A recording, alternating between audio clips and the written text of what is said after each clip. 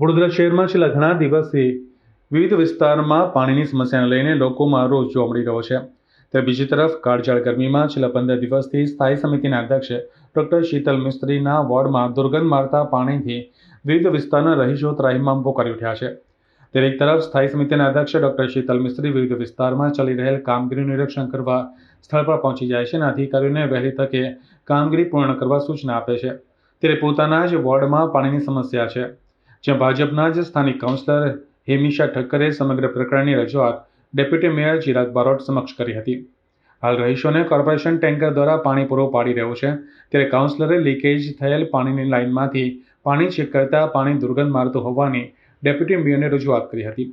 જેને પગલે deputy mayor Chirag બારોટે સ્થળ પર પહોંચી અધિકારીઓને બોલાવી પાણીની સમસ્યા અંગે ચર્ચા કરી હતી અને તાત્કાલિક ધોરણે વધુ માણસો ફાળવી પાણીના ફોલ્ટ શોધી રહીશોને શુદ્ધ પીવાનું પાણી મળી રહે તે દિશામાં કામગીરી પૂર્ણ કરવા સૂચના આપી હતી. વેલજી રહેતા સુરત ડિસેમ્બર 31 સુધીમાં કામ પૂરું કરવાનું છે.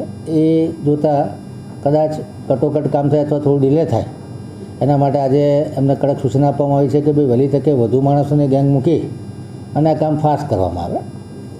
જ્યારે રાજકમલનું કામ છે એ લગભગ 2026 ફેબ્રુઆરી માર્ચ સુધીમાં પૂરું થાય એ પ્રમાણેનો એનો વિચારો છે.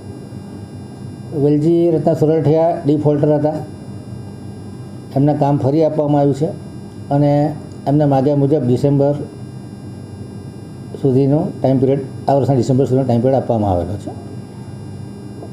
ફિલ્ટર્સ હાઉસનું કામ છે, ઘણું કોમ્પ્લિકેટેડ હોય છે, એમાં અલગ અલગ સ્ટેજીસ હોય છે. એટલે એમને આજે સૂચના આપી છે કે ભાઈ તમે વહેલી તકે કામ પૂરું કરજો, નહીં તો પેનલ્ટી લાગવાની શક્યતાઓ છે. એમણે બાંયધરી આપી છે કે ડિસેમ્બર સુધીમાં કામગીરી પૂરી કરીશું. બંને કામનો રિવ્યૂ જોતાં લાગે છે કે આ બંને WTP રેડી થતાં પૂર્વ વિસ્તારને પાણી વધુ મળશે અને શુદ્ધ પાણી મળશે કે જે વોટર ટ્રીટમેન્ટ પ્લાન્ટમાં લેટેસ્ટ ટેકનોલોજીના જે ક્લેરિફિકેશન બેઝ ટેકનોલોજી છે WTPની, એના આધારિત બંને પ્લાન્ટ બનવા જઈ રહ્યા છે. કોન્ટ્રાક્ટરોને તાકીદ કરીને ટાઈમ પિરિયડમાં કામ પૂરું થાય, વહેલી તકે કામ પૂરું થાય, જેથી કરીને નાગરિકોને પહેલો ફાયદો મળે એ દિશામાં આજે સૂચનો